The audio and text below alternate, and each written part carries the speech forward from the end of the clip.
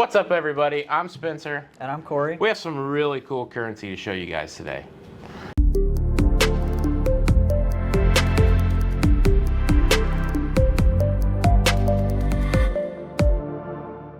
Lost Dutchman rare coins is one of the has one of the largest inventories of Indiana nationals, and this is actually just a small portion of what we have on the desk here. Kind of from A to Z, the different cities and banks. You know, Indianapolis had a number of banks itself. That's really cool. So it's just kind of all the surrounding areas. Yeah. All throughout the state. Yeah. Why are they called nationals? They were created by the National Banking Act in 1863 in the Lincoln administration to monetize the government's debt. So a bank would charter, and then they would purchase bonds, and then they would deposit the bonds with the government, and then they were allowed to issue currency up to 90% of the face value of those bonds. Really cool. And who made that stuff? Was that the bank or the government? Or the government was. Initially, they had a couple private companies because they were just getting around to creating their own currency. Before this, you had kind of a wildcat era of anyone could kind of start a bank. That's crazy. Yeah. That's crazy. Why did they make these? What was their purpose? Well, like I said, this was really to monetize the debt. Gotcha. You know, during the Civil War, they were printing up a lot of currency that wasn't really backed by anything.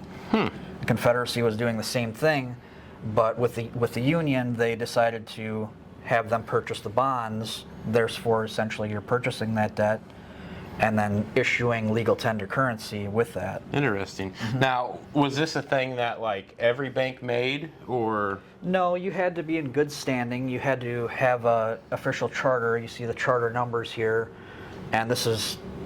I'm not a banker, so I don't know all the particulars, but So each bank has the charter number. And that's a charter number right there? Yep. What does that signify? Like, what is a charter number?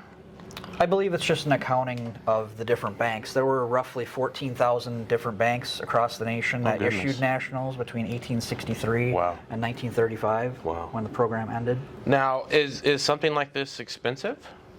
It doesn't have to be. Obviously, smaller cities and things that are in more demand, like stuff in the Old West, is going to be more expensive. But you can get stuff from a big city for $100 or a little less. Like, very cool. Indianapolis has a number of common banks. Very and cool. Lower grade, you can probably pick one up for under $100. Very cool. I've noticed some of these notes are larger in size than the others. What's that signify, or the government what is sized that? the currency down to save money in 1928. So these smaller ones are the size of today's money. Very but cool. Prior to that, for instance, these here, the Bicknell, this is a 1902 series. This was the first series prior to these. Okay. And everything prior to these was the large size. All the U.S. currency was this size, essentially. Very cool. Very cool. And not only Indiana made this stuff, right? This was nationwide. Nationwide, yeah. Yep. Yeah. And Hawaii had some before it became, it didn't become a state until I think in the late 50s, early 60s. Very cool. So Hawaii issued, and there's some Puerto Rico notes. Very cool. On our website, do we have other states besides Indiana? We do. We like to buy anything that comes in the door. So that's neat.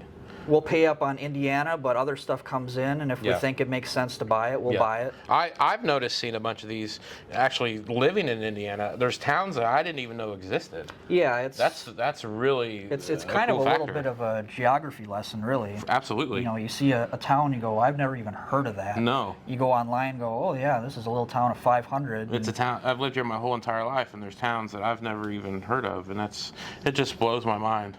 This stuff's so neat. So part of the popularity is, it being a hometown note. Right. Where are you from? Elwood. There's Elwood notes, of course. Absolutely. You have some, right? Yeah. I'm from Winona, Minnesota. I have some. It's cool. That stuff's so cool. That's kind of what gets you into it, and then you kind of expand from there. Yeah. Yes. So cool. Well, guys, I appreciate you watching this video with us, and we really hope you enjoyed it.